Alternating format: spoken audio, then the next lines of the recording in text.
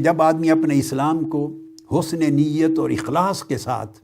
اور اللہ کی رضا طلبی کے ساتھ خوبصورت اور عمدہ کر لیتا ہے تو جو نیک عمل کرتا ہے اس کے بدلے 10 نیکیاں لکھی جاتی ہیں اور 700 گنا تک نیکیاں لکھی جاتی ہیں۔ اب یہاں جو کثرت آئی ہے 10 گنا سے لے کے 700 گنا تک، اب اگلی چیز سمجھنے والی، وہ اینڈ نہیں ہے کثرت کا، اس سے مراد کثرت ہے۔ ایک نیکی اگر 700 ٹائم 700 ٹائم تک ایک نیکی کا اجر لکھا جا رہا اور کم سے کم 10 ٹائمز ہو، اور گناہ کا ایک ہی بار لکھا جائے کہ ایک ہی گناہ ہے، اور اس کے باوجود قیامت کے دن اگر کسی کا گناہ کا پلڑا بھاری ہو جائے اور نیکیوں کا پلڑا ہلکا ہو جائے، کتنی بد نصیبی ہوگی۔ اب یہ جو 700 گناہ کا، اس نقطے کو بھی سمجھ لیں، یہ بھی اینڈ نہیں ہے، مراد کثرت ہے۔ یہ تمثیل کے طور پہ فرمایا۔ اللہ رب العزت نے ارشاد فرمایا سورہ بقرہ کی آیت نمبر 261 میں، 261 آیت کریمہ، جو 10 گناہ کا ہے وہ تو فرمایا انعام کی آیت نمبر 160، من جاء بالحسنۃ فلہ 10 امثالہا، ایک کے بدلے 10 نے، یہ تو الانعام آیت نمبر 160۔ مگر کثرت کا ذکر فرمایا بقرہ آیت نمبر 261، فرمایا واللہ یضاعف لمن یشاء۔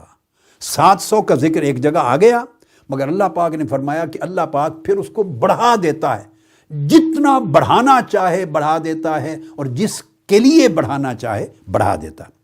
گویا اس کی لمٹ بھی نہیں ہے۔ ارشاد فرمایا ابو ہریرہ رضی اللہ تعالیٰ عنہ نے کہ آقا علیہ الصلوۃ والسلام نے ارشاد فرمایا کہ اللہ تعالیٰ ایسے لوگ بھی ہیں جو نیکیاں کرتے ہیں اور ایک نیکی پر اللہ پاک انہیں 20 لاکھ نیکیوں کا اجر عطا کرتا ہے، 2 ملین نیکیوں کا۔ کہاں 10 گنا تھا؟ گناہ ایک ہی رہے گا، اجر میں،